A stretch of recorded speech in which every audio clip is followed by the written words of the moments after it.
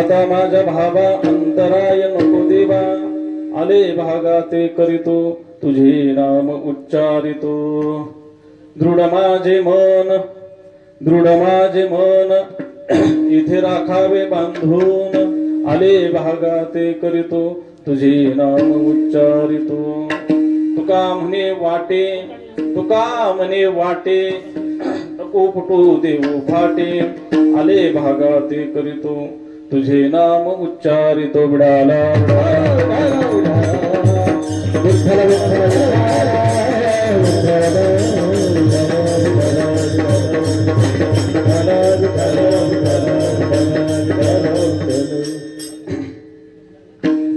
महायोगपीठे तटे भीमरथ्यं वरं पुंडरीकाय दातुं मुनीन्द्रैः समागत्य तिष्ठन्तमानन्दकन्दं परब्रह्मलिङ्गं भजे पाण्डुरङ्गम्.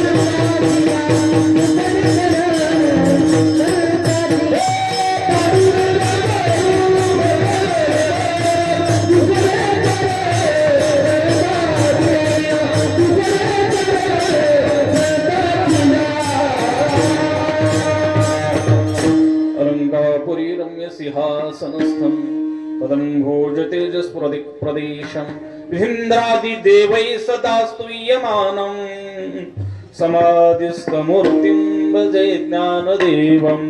ॐ नमो ज्ञानेश्वराय. नमो ज्ञानेश्वराय.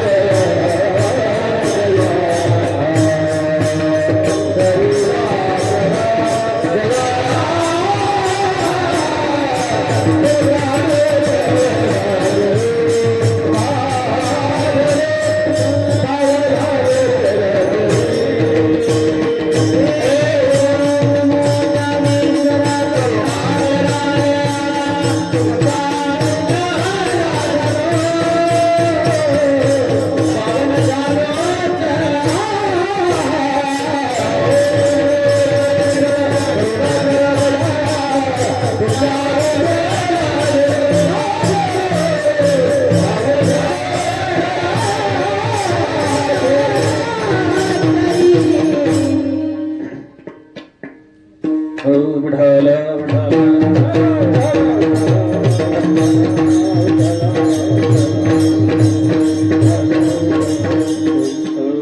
न तातो न माता न बंधुर्न दाता न पुत्रो न पुत्री न भृत्यु न भर्ता न जाया न विद्या न वृत्तिर्ममैव गतिस्त्वं त्वमेका भवानी सर्व मंगल मांगल्ये शिवे सर्वार्थ साधिके शरण्ये त्र्यंबके गौरी नारायणे नमोस्तुते विठाला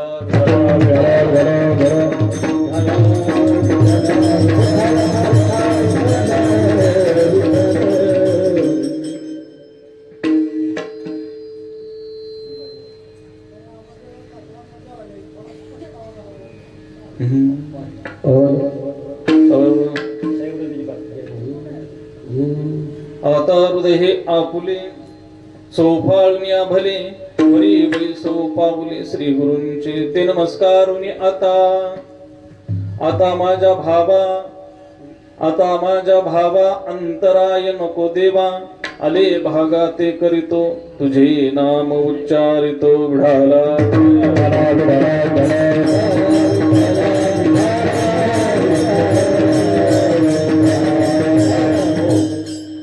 प्रस्तुत प्राप्तस्थळी प्राप्त प्रसंगी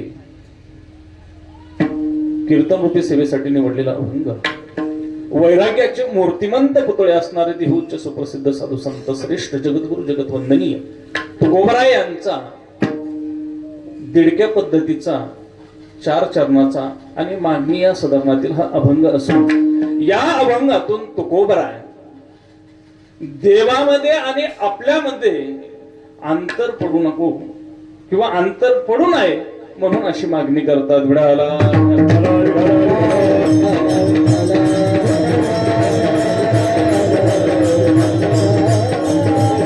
काही झालं तरी देवात आणि आपल्यात अंतर पडू नये अशी तुकोबरायांची मागणी. वास्तविक अनेक वेळा तुकोबरायांनी भगवंतांनी सांगितल्यानंतर पहिला तर तुकोबरायांचा स्वभाव काहीतरी मागावं देवाकडे पहिल्यापासूनच नाही लक्षात आलं. परंतु बऱ्याच वेळेस गेल्यानंतर देवानं सांगायचं तुकोबराय आता तरी काय मागा. प्रत्येक वेळेस गेलं की दर्शनाला तुकोबराय आता काहीतरी मागा. मग तुकोबरायने मागा म्हटल्यानंतर बरेच वेळा देवा तुझ्याकडे आम्ही काय मागा. आतापर्यंत आमच्या वडिलांनी आतापर्यंत काय मागितलं वडिलाची रीत जाणत वडिलाची रीत जाणत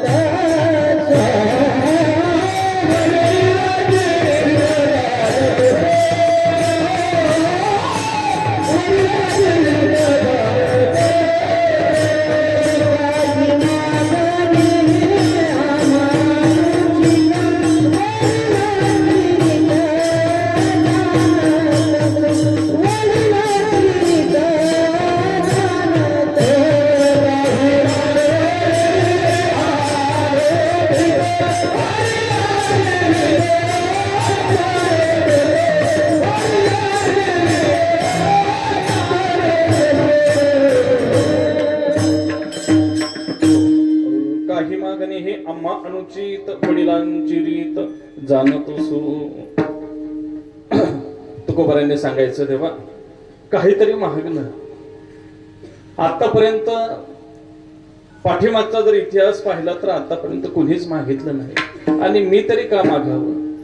आणि आता तुला जर द्यायचं असेल तर आता एकच क्षमात्मक मागणी.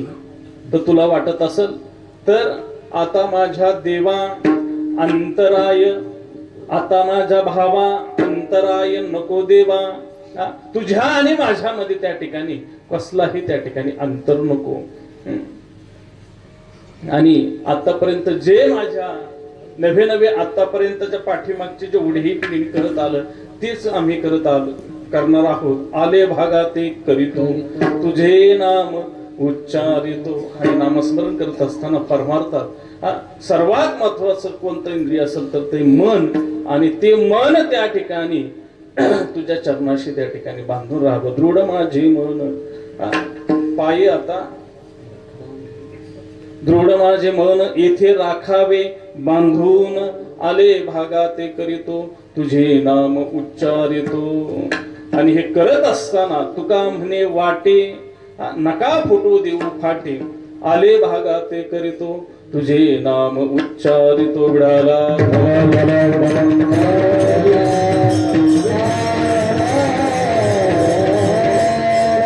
सेवेला सुरुवात करण्या अगोदर थोडासा परिहार याप्रमाणे सर्वांना ज्ञात आहे. प्रतिवर्षाप्रमाणे आपल्या या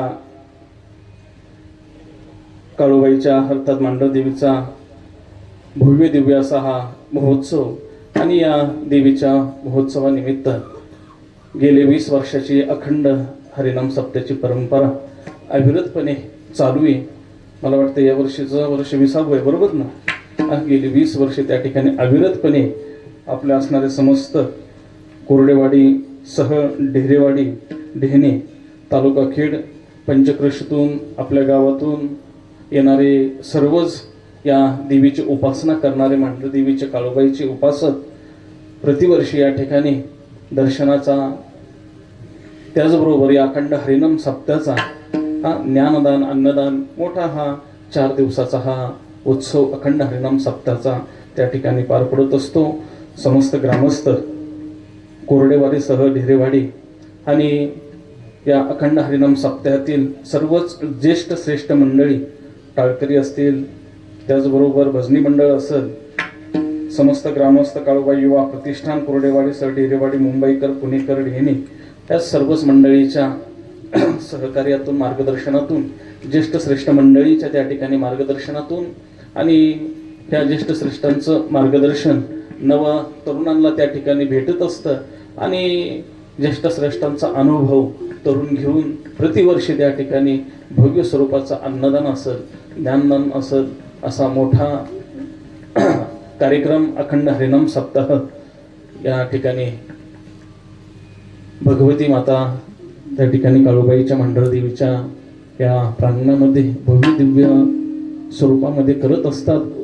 आणि माझं हे परम भाग्य आहे, मा भगवती काळूबाई मांडरदेवीचे त्या ठिकाणी सेवा करण्याचं भाग्य समस्त ग्रामस्थ कोरडेवाडी सह ढेरेवाडी या सर्व भजनी मंडळांच्या वतीनं त्या ठिकाणी मला प्राप्त झालं. आमच्या अर्जुनाई वारकरी शिक्षण संस्थेचे मार्गदर्शक आणि आमचे हितचिंतक गेल्या अनेक वर्षापासून त्या ठिकाणी संस्थेला यथोचित त्या ठिकाणी सहकार्य करण्याचं काम आमचे श्रीयुत असणारे उत्तमराव कोरडे असतील, संपूर्ण परिवार असेल, जेही संस्थेच्या बाबतीत वारकरी शिक्षण संस्थेच्या बाबतीत यथामती यथाशक्ती त्या ठिकाणी त्यांना घडल आणि त्यांच्याबरोबर अनेक जणांना त्या ठिकाणी घडल, परिसरातून मुलं आणण्यापासून तिथं ठेवण्यापर्यंत आणि ह्या परिसरामध्ये कार्यक्रमाचं सहकार्य करण्यापर्यंत आणि असे आमच्या असणारे उत्तमराव यांच्या माध्यमातून आणि समस्त ग्रामस्थ कोरडेवाडी यांच्या माध्यमातून या ठिकाणी सेवेचा आज या ठिकाणी मला लाभ भेटला. त्याचबरोबर आजची असणारे कीर्तनाचे सौजन्य श्री हरिभक्तपरायण परम आदरणीय श्रीयुत अंकुशराव मनाजी कोरडे साहेब यांच्या वतीनं आजचं सौजन्य या ठिकाणी आज प्राप्त झालेलं आहे.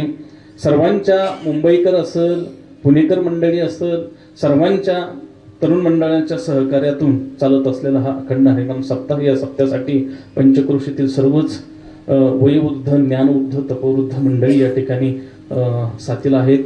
आमचे असणारे परम आदरणीय श्री हरिभक्तपरायण संतोषजी महाराज यांच्यासाठी एकदा जोरदार टाळ्या होऊ द्या. खूप गोड आवाज आहे महाराज आणि प्रतिवर्षी त्या ठिकाणी आपल्याला त्यांचं सहकार्य लाभतं. त्याचबरोबर आत्ता सुंदर यांनी पकवासाची साथ या ठिकाणी दिली आणि गेले 4-5 दिवसापासून किंवा पहिल्यापासून त्या ठिकाणी आपल्याला मृदुंगाची साथ करणारे श्री हरिभक्तपरायण महाराज हांडे महाराजांसाठी सुद्धा जोरदार टाळ्या वाजू द्या. महाराज एवढ्या थंडीत सुद्धा त्यांनी काम काढलं. सेवा महत्वाची आहे महाराज. त्याचबरोबर श्री हरिभक्तपरायण आमचे संगीत विशारद जीवन महाराज असतील, त्याचबरोबर या माईकवरती श्री हरिभक्तपरायण बाबा नाव पारधी महाराज, त्याचबरोबर बाबांचं नाव मिल्के महाराज, मिर्धे महाराज, मिळखे महाराज बाबांचं सर्वच महाराज मंडळी आपल्या ज्येष्ठ सृष्टी बसणी मंडळासाठी जोरदार टाळ्या होऊ द्या. अजूनही चांगल्याला लाजवला असा गोड आवाज, गोड भजन सुंदर बाबांनी सुरुवात करताना सुद्धा खूप सुंदर चाल म्हटली.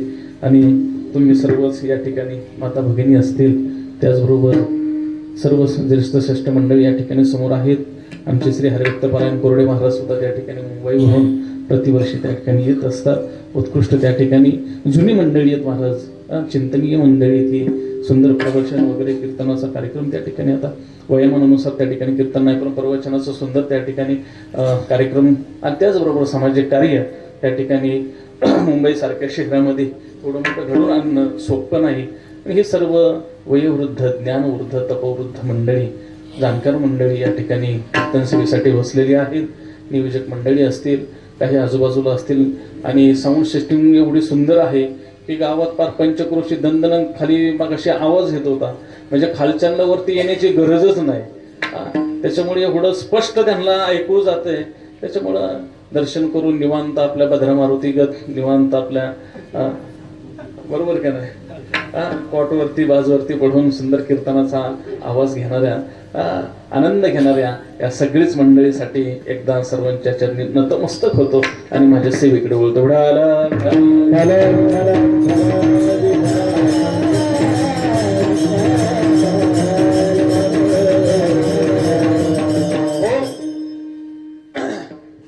सेवेसाठी जो अभंग आहे या अभंगातून त्या ठिकाणी दोन मागण्या त्या ठिकाणी आपल्याला दिसतील. एक, परमार्थामध्ये योग अवस्था प्राप्त झाल्यानंतर दुर्मिळ अवस्था त्या ठिकाणी भगवंताचं दर्शन असेल किंवा परमार्थिक अवस्थेला गेल्यानंतर ती टिकवून राहणं त्याला क्षेम म्हणतात. लक्षात घ्या, देवाची प्राप्ती झाल्यानंतर, देवाचं दर्शन झाल्यानंतर त्या ठिकाणी तेच स्वरूप अखंड अविरतपणे त्या ठिकाणी अंतःकरणामध्ये साठवून त्या ध्यानाचं चिंतन करणं त्याचं नाव क्षेम आहे. भागवत पुराण जर तुम्ही पाहिलं असेल तर त्या ठिकाणी ध्रुवानी बाल अवस्थेमध्ये भगवंताची प्राप्ती करून घेतली.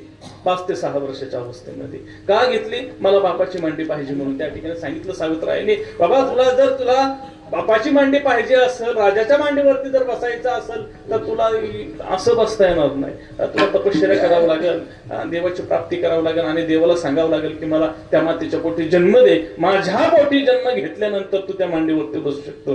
लेकरू रडत रडत आपल्या आईकडे गेलं. आईने सांगितलं, बाबा त्या आईने सांगितलं ते खरं सांगितलं. मग आई तो देव कुठं राहतो म्हटली, समोरच्या जंगलामध्ये राहतो.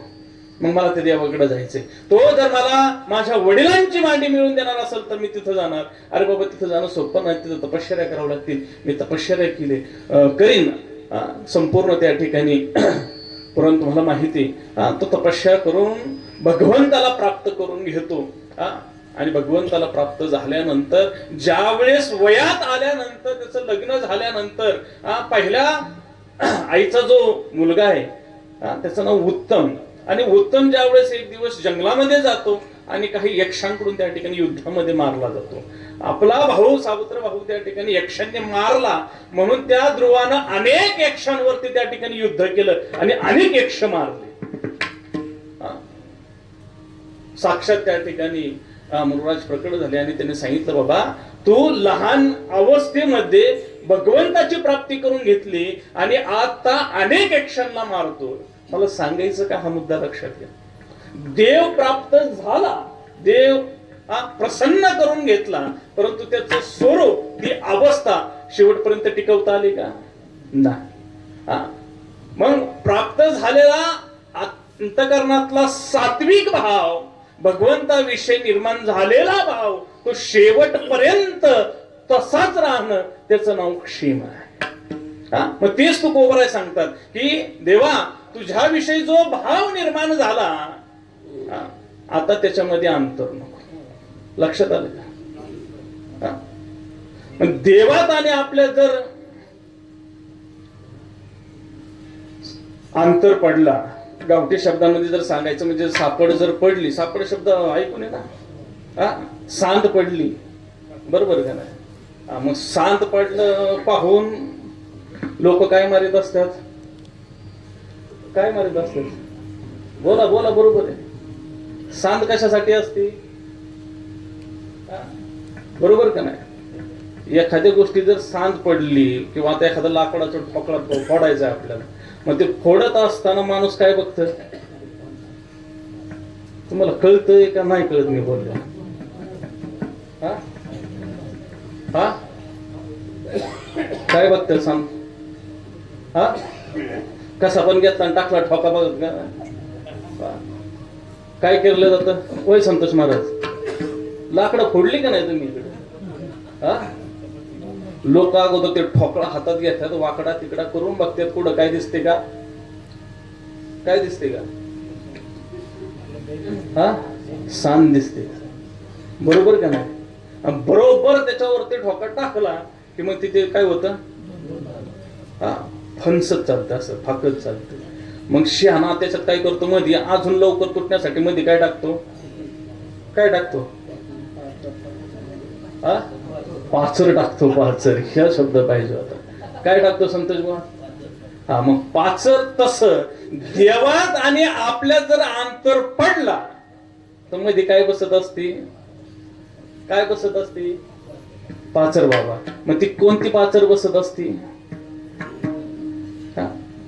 देवात आणि आपल्यात जर अंतर जर पडला तर नको असणारे दुःखाची काय पडती? काय पडती? पाचर पडती, भर पडती. आणि पाचर कुठं पडती? जिथं सांद असेल तिथंच पाचर बसते का नाही? पण देवात आणि आपल्यात जर अंतर पडला तर नको असणारी दुःख आपल्या नशिबाला येतात. लक्षात आलं का? जी दुःख कधीही आपण भोगली नाही, पाहिली नाही, सोचली नाही, काहीच नाही, ती सुद्धा दुःख आपल्या नशिबाला. लोक म्हणतात ना, महाराज आम्ही काय केलं असलं दुःख आमच्या नशिबाला आलं. कशाचा परिणाम? देवाचा आणि आपल्यामध्ये अंतर पडला. जीव जर देवाला जर विसरला तर काय पडलं जातं? सांद पडली जाते आणि नको असणारे दुःख त्या ठिकाणी आपल्याला काय करावं लागतात? भोगावं लागतात. मग देवात आणि आपल्यात जर अंतर नको असेल, देवात आणि आपल्यात अंतर पडलं नाही पाहिजे, त्याच्यासाठी काय केलं पाहिजे? काय केलं पाहिजे? नामस्मरण केलं पाहिजे. नामस्मरणाने भाव दृढ होईल. लक्षात आलं का? म्हणून तुकोबारायांच्या मागणीमध्ये सुद्धा प्रकार आहे. ज्यावेळेस पहिली मागणी करताना ते तुकोबारायांनी सकारात्मक मागणी सांगितलं. काय सांगितलं तुकोबारायांनी? हेची दान देगा देवा तुझा विसर. तुझा विसर पडू नको. कशासाठी पडू नको देऊ? विसर जर पडला तर दुःख नशिबाला येते. अरे बाबा, तुझं जर नामस्मरण जर घडत असेल, देवाचं नामस्मरण जर मुखामध्ये असेल, शास्त्रीय शब्दामध्ये जर सांगायचं जर झालं, तर आत्यंतिक दुःखाची निवृत्ती आणि परमानंदाची जर प्राप्ती करून घ्यायची म्हटलं तर त्या ठिकाणी सगळ्यात महत्वाची गोष्ट आहे नामस्मरण. बरं, सगळ्यांना घेण्यासारखे, सगळ्यांना घेता येतं, परंतु लोक घेतात का? लक्ष देत आहे का? देवात आणि आपल्याला जर अंतर नको म्हटलं तर काय करावं लागेल? नामस्मरण करावं लागेल. आणि नामस्मरणानं त्या ठिकाणी अंतःकरणातला भाव दृढ होईल. आणि एकदा का भाव दृढ झाला मग देवात आणि आपल्या काय मध्ये पडत नाही? अंतर पडत नाही. मग तुकोबाराय तेच मागणं मागतात अभंगाचं पहिलं.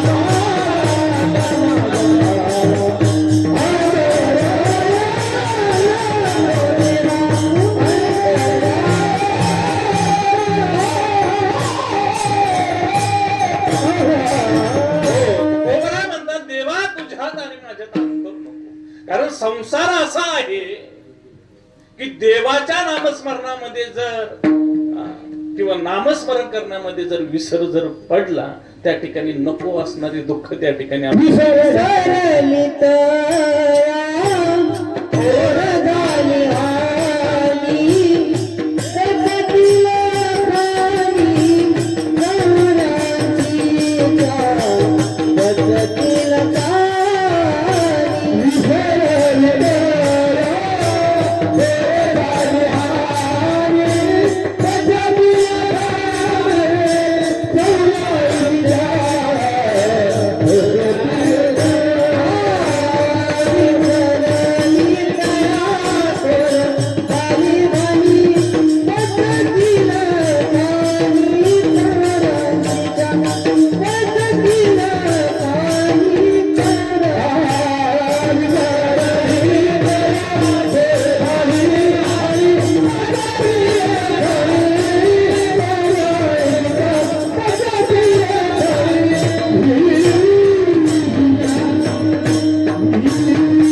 जगतील विसरली तया थोर झाले हानी पचती लखानी 84च्या देवात आणि आपल्या जर विसर पडला तर संसार अगोदरच त्या ठिकाणी मला खतरनाक संसार आहे हा, आणि या संसारामध्ये तुम्ही आम्ही त्या ठिकाणी दुःखाने एकदम शिंजलेलो भागलेलो आहे. मग या संसाराने आतापर्यंत आपल्याला काय दिलंय का? कधी सुख दिलंय, समाधान दिलंय, काय दिलंय? कुणाला दिलंय का? दिलं असं तर हात वर करा. कुणाला सुख भेटलंय का? समाधान भेटलंय का? शांती भेटली? काय भेटलंय? भेटलंय का काय? संसाराने आपल्याला एक प्रमाणपत्र चांगलं दिलं हंडे महाराज. कोणतं माहिती आहे का तुम्हाला? सांगू का? एवढ्या वर्ष तुम्ही आता 80-90 इकडे गेलात, 70 वर्ष संसार केला, मग तुमचा संसाराचा असं काय सर्टिफिकेट आलंय का? छान तुम्ही सर्व संसार केला, मस्त पैकी छान पैकी त्या ठिकाणी मुलं सांभाळली, तुम्ही सगळं सांभाळणं, असं आहे का प्रमाणपत्र एखादं? आहे का बाबा? आहे का? आतापर्यंत आपल्याला एकच, जोपर्यंत लहान होतो, एखादं लहान लेकरू जर बोलायला लागलं तर आपण म्हणतो का बोलू नको का, सारखं बोलायला लागलं तर आपण म्हणतो त्याला शांत करा. तर ती आई असेल, वडील असेल, काय म्हणतात महाराज, त्याला कळत नाही अजून काय ते लेकरू आहे अजून. शाळेत गेलं तिथं सुद्धा तीच अवस्था. थोडस चुकायला लागलं, शिक्षक म्हणतात होईल हुशार, अजून त्याला काय बोलत राहा. थंडी वाजते का तुम्हाला? नाही ना? अजून त्याला काय कळत नाही, बरोबर का नाही? कसं तरी मोठं झालं, नोकरीला लागल्यानंतर जिथं काम करतो तिथं जर चूक झाली तर तो मालक काय म्हणतो? एवढ्या वर्ष तुम्ही इथं काम करता, अजून तुम्हाला कळत नाही का? बरोबर का ना? अक्कल नाही का? कळत नाही का? ती एकच शब्द आहे. अजून तुम्हाला कळत नाही. कसं तरी लग्न झाल्यानंतर वर्ष 2 वर्ष निघून गेले, घरात थोडस जरा भांडणं चालू झाली. कुणाची? बोला मोठ्याने, कोण नाही तरी कुणाचे माळा? सुनबाईची आणि सासूची. हा बाबा तेवढ्यात आतमध्ये घरात यायला, ह्यानं जर सांगितलं अरे गप बस, तर बायको काय म्हणते? तुम्हाला काय कळत नाही, तुम्ही गप बसा. आईला सांगायला गेलं तर आई म्हणते तुला तर अजिबात काही कळत नाही, तू गप बस. बरोबर का? अजून 2-4 वर्षांनी 2 लेकरं झाली. लेकरांच्यात बोलायला गेलं की बारकी लेकरं सुद्धा काय म्हणतात? पप्पा तुम्हाला याच्यातलं काय कळत नाही. त्या लेकरांची लग्न झाल्यानंतर पुन्हा सुनबाई काय म्हणते? म्हणजे तुम्ही जरा शांत बसा, ह्याच्यातलं तुम्हाला काय कळत नाही. वय झाल्यानंतर अवस्था त्या ठिकाणी 60, 65, 70 कडे गेल्यानंतर सगळे शरीर हलायला लागल्यानंतर आपण जर एखादे बाबा जर घरामध्ये बोलायला गेलं तर बोलू देतात का? काय म्हणतात? काय म्हणतात? हा, तुम्ही जरा शांत बसा, तुम्हाला ह्याच्यातलं काय कळत, जा मंदिराकडे पळा, बरोबर का नाही? मग मंदिरापाशी आल्यानंतर मग काय करतो? काय करतो? भजन करतो, हा, टाळ वाजवतो, हरिपाठ म्हणतो, उड्या मारतो. काय होतं का यातलं? होतं का? काय नाही होत. हा, म्हणजे देवात आणि आपल्यामध्ये जर अंतर पडत गेला प्रपंचामध्ये तर नको असणाऱ्या दुःखाचा डोंगर त्या ठिकाणी तो डोक्यावरती घेतो आणि प्रपंचाचं त्या ठिकाणी काय करत बसतो? ध्यान करीत बसतो.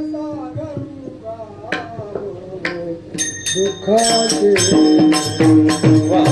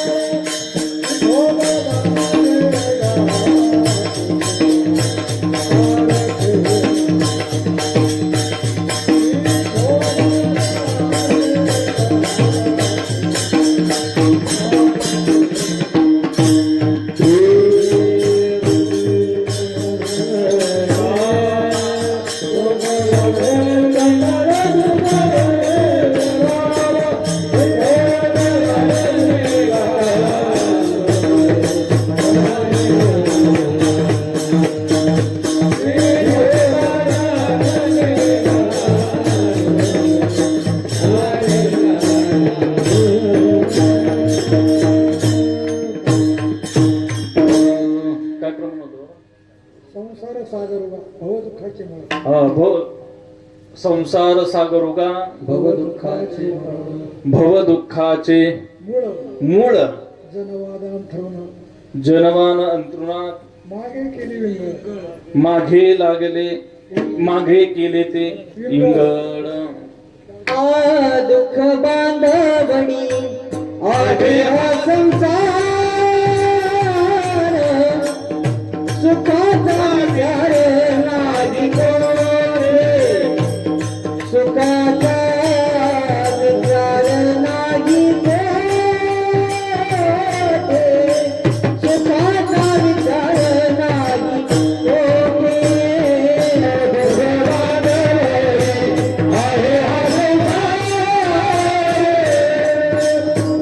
भगवान आहे हा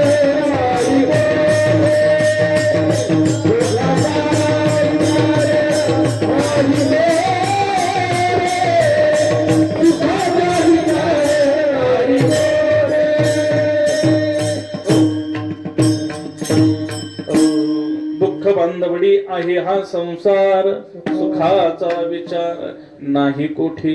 मग कोबराय त्या ठिकाणी म्हणतात की बाबा देवा अवस्था माझी ती आहे प्रपंचामध्ये संसारामध्ये राहून तुझं नामस्मरण अविरतपणे मुखामध्ये राहील हे सांगते ना. एकदा का तुझ्यात आणि माझ्यात जर अंतर वाढला तर नको असणारी दुःख त्या ठिकाणी आमच्या नशिबाला येतात. मग त्या ठिकाणी तुकोबरायांची आधुनिक मागणी त्या ठिकाणी तुकोबराय बोलतात मी तर अनाथ अपराधी कर्महीन मतिमंद बुद्धी तुझं म्या आठविले नाही कधी वाचे कृपा निधी माय बापा नाही ऐकले गायले गीत धरिले लाज ताविले हित नावडे पुराण बैसले संत केली बहुत परनिंदा. हा देवा एवढी अवस्था माझी आहे आणि तुझ्यात आणि माझ्यात जर अंतर जर पडला तर नको असणारे दुःख त्या ठिकाणी वाट्याला येतात आणि मग ते दुःख जर एकदा का वाट्याला आलं तर ते दुःख निवारण करता करता करता करता करता हा देह त्या ठिकाणी संपून जातो, शेवट होतो, परंतु तुझी प्राप्ती काय आम्हाला होत नाही. आणि परमार्थामध्ये दोन वजनदार गोष्टी आहेत, एक म्हणजे भाव आणि दुसरं म्हणजे वैराग्य. लक्षात घ्या, वैराग्य जर जागृत झालं ते काहीच ठेवीत नाही मला, खतरनाक गिऱ्हाईक ते पण. आणि त्याच्यानंतर त्याच्याही पेक्षा विल पॉवरचं म्हणजे भाव आहे. एकदा का भाव जागृत झाला जिथं असेल त्याच अवस्थेला त्या ठिकाणी भगवंताची प्राप्ती झाल्याशिवाय राहत नाही. महाभारतातलं उदाहरण सगळ्यांच्या लक्षात येईल. शिकल तर गुरु द्रोणाचार्यांकडेच शिकल, अन्यथा शिकणार नाही. हा भाऊ कोणाचा होता? कुणाचा? एकलव्याचा. दोन लव्याचा होता का एकलव्याचा? आणि आता क्षणाक्षणाला बरोबर का नाही भाव कलर रंग बदलणारी गिऱ्हाईक आपल्याला पाहायला भेटतात. प्रत्येक ठिकाणी त्या ठिकाणी भावनेचा त्या ठिकाणी बदल होतोय. एकलव्यानं सांगितलं तर शिकल तर कोणाकडे शिकल? गुरु द्रोणाचार्याकडे शिकल. गुरु द्रोणाचार्याने सांगितलं बाबा मी खालच्या वर्णाला शिकवत नाही, मी क्षत्रियांना शिकवतो, मी कौरवांना शिकू शकतो, तुला शिकवू शकत नाही. तुला जर शिकायचं असेल त्याच्या खाली व्यवस्था आहे, तू त्यांच्याकडे जाऊन शिक. त्याने सांगितलं नाही, शिकल तर तुमच्याकडेच शिकल. कशाचा द्रोण केला? मातीचा तो द्रोण केला. मातीचा त्या ठिकाणी गुरु द्रोणाचार्यांचा काय केला? पुतळा उभा केला आणि स्वतःच त्या ठिकाणी धनुष्यबाण घ्यायचं. गुरु असा बाण धरू का, तसा सोडू का, एक डोळा बारीक करू का, तिथं मारू का, तिथं लक्ष देऊ का. अंतकरणातला भाव त्या ठिकाणी फळाला आला आणि क्षणार्धात त्या ठिकाणी अर्जुनाही पेक्षा एक काकण त्या ठिकाणी धनुर्विद्येमध्ये त्या ठिकाणी एकलव्य कसा निघाला? श्रेष्ठ निघाला. ताकद कशाची? शुद्ध ज्याचा भाव झाला, दुरी नाही देव त्याला, घेतो अंतरीची गोडी, पाहे जोडी भावाची. वरच कसलंही मॉडेल असू द्या, त्याला देवाला त्याच्याशी काही घेणं देणं नाही. कसलंही असू द्या, आतमध्ये काय चालू आहे, आतमध्ये काय शिस्त आहे, त्याला ती कळतं महाराज. गजेंद्र जंगलामध्ये फिरायचा. मग ते फिरत असताना जवानीतला गजेंद्र त्याच्या पाठीमाग 5-50 हत्ती पाठीमाग फिरायचे. त्याने आवाज दिला की सगळे हत्ती जमात सगळी एकत्र यायची. मग त्याचं चालणं, डोलारान, हे ते सगळं त्या जंगलामध्ये चालायचं. एक दिवसाचा प्रसंग, सगळ्यांना घेऊन सरोवरामध्ये शिरला. कशामध्ये? सरोवरामध्ये. सोंडाने पाणी घेऊन त्या ठिकाणी जलक्रीडा करू लागला आणि त्याच सरोवरामध्ये एक मगर होत. त्या मगरानं काय केलं? काय पकडला? पाय पकडला. कुणाचा? कळते तुम्हाला? ऐकू येते ना? कुणाचा पाय पकडला? इकडे कळतंय का? कुणाचा पाय पकडला? बोला बोला. आवाज ऐकू येत नाही का? मी बोललेलं कळत नाही का? बोलायचं ना असं देवीचं व्रत वगैरे धरलंय. कोणाचा पाय पकडला? हत्तीचा पाय पकडला. आता हत्तीला वाटलं असलं मगर काय करते, माझ्या बरोबर एवढा सगळा पसारा घेऊन मी आलेलो आहे. आवाज दिल्याबरोबर सगळी बावखी गोळा झाली. कुणाची? कुणाची? गजेंद्राची, हत्तीची. तो गोळा झाल्यानंतर ते म्हटलं अरे काय नाही म्हणला, मगराने माझा पाय पकडला, तेवढं सोंडला म्हणून वाढा जरा. आता गजेंद्र त्यो सगळी अख्खी बाहुकी महाराज त्याला मदतीला. सोंडला होती वडती, सोंडला होती वडती. किती दिवस चालू होतं हे? किती? 1000 वर्ष चालू होत. हे पण वाढून गेलं. ती हत्ती ती बाहुकी म्हणली अरे किती दिवस चालायचं हे? घरच्या भाकरी खायच्या इकडे ह्याला वाढायला यायचं. आता काय असं एवढं वर्ष झालं, आता काही बाहेर काढून याचा काय उपयोग? ह्याचा काय उपयोग? द्या सोडून म्हणलं असं इथे जाणारच म्हटली. किती दिवस मदत करते? लोक किती दिवस सहकार्य करते जोपर्यंत तुमच्याकडं दान दौलत पैसा अडका संपत्ती प्रॉपर्टी मान सन्मान आहे तोपर्यंत पाठीमागे. म्हटले काय आता याच्यावरती येऊन तरी काय उपयोग होणार आहे का? दे सोडून दिल्याबरोबर पूर्ण ताकदीनिशी कुणी ओढलं खाली? कुणी? मगरीने ओढलं महाराज. मगरीने ओढल्याबरोबर हत्तीने तोंड वरती गेलं, असं पार तोंडात पाणी जायला लागलं. तोंडात पाणी जायला लागल्याबरोबर वरती पाहिलं, आकाश मार्गाने स्वच्छंदाने त्या ठिकाणी पक्षी विहार करतात. आजूबाजूचा संपूर्ण परिसर त्या ठिकाणी एवढा सुंदर दिसायला लागला. आजूबाजूची कमळाची फुलं त्या ठिकाणी दिसायला लागली. एवढी सुंदर सृष्टी जर आहे तर ह्याचा कोण ना कोणतरी मालक असेल, कोण ना कोणतं तरी निर्मिती असेल. एवढं सुंदर त्या ठिकाणी सगळं चाललेलं आहे. त्या अर्थी ह्याचं कोण ना तरी करता धरता असला पाहिजे.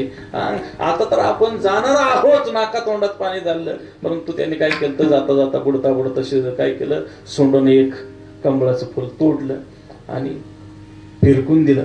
परंतु देत असताना सांगितलं की ह्या जगाचा कोण मालक असेल, करता धरता असेल, त्याने माझ्या हाकेला हाक द्यावी आणि या संकटातून मला काय करावं, बाहेर काढावं.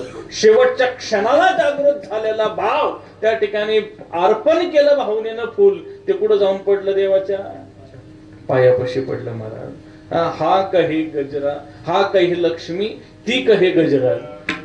वैकुंठाहून हत्तीकडे चाललो फक्त लक्ष्मीला म्हणले आणि ती म्हणेपर्यंत कुणापाशी आले? कुणापाशी आले? गजेंद्रपाशी आले, हत्तीपाशी आले. कशाने? जर भाव त्या ठिकाणी देवा